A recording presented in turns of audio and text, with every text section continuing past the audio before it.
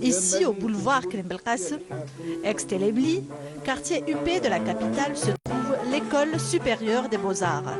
Joliment située sur les hauteurs d'Alger, permet de découvrir la vue panoramique d'Alger. Ce bijou architectural voit le jour en 1954.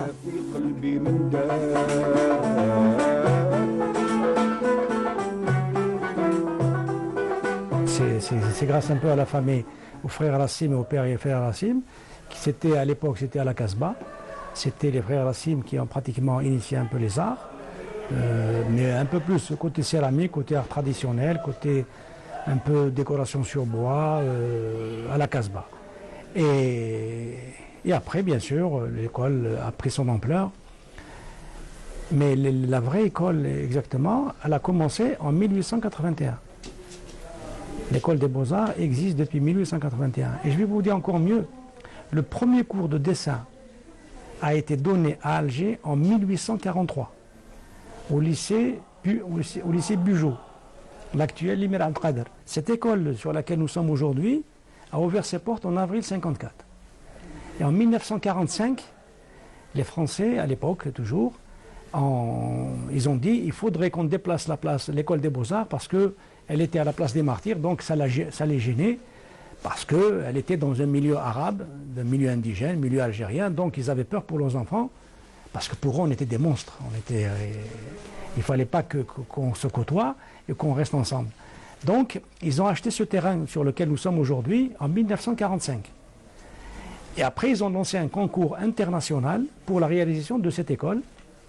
Et l'aurait élu, c'était un architecte qui s'appelait Léon Claro. C'est lui qui a eu le prix.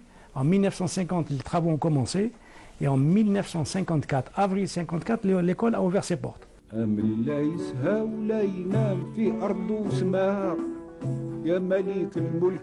Lourd par son histoire, cette école a vu défiler les grands noms du monde de l'art plastique.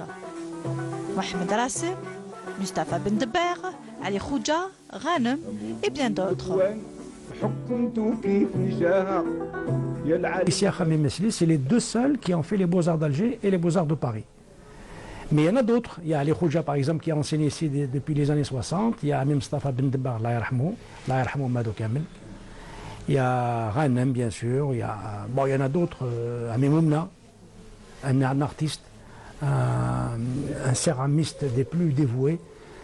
Et il nous a raconté une fois qu'en 1956, il a eu le privilège d'être l'artisan, le meilleur artisan en 1956.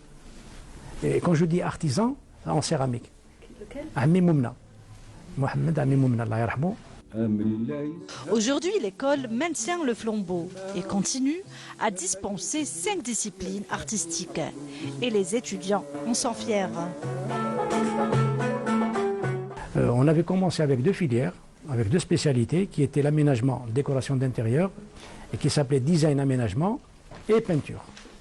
À partir des années 70, 80, 10, on a ouvert 2 autres spécialités encore et puis 2 autres encore. Donc aujourd'hui on se retrouve avec 6 filières.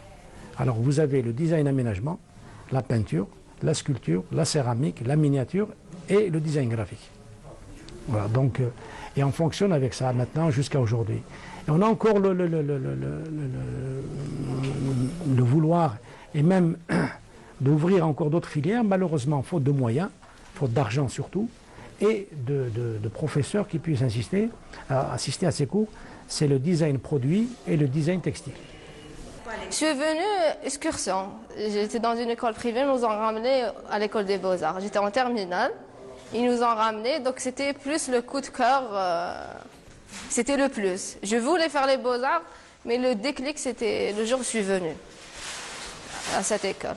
C'était le premier exercice, c'est réaliser un zellij, soit traditionnel, soit moderne. Et moi, j'ai choisi de moderniser un peu le zellij.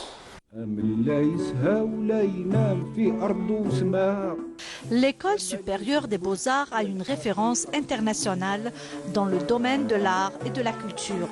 Elle a toujours su maintenir et nourrir l'excellence créatrice dans tous les arts.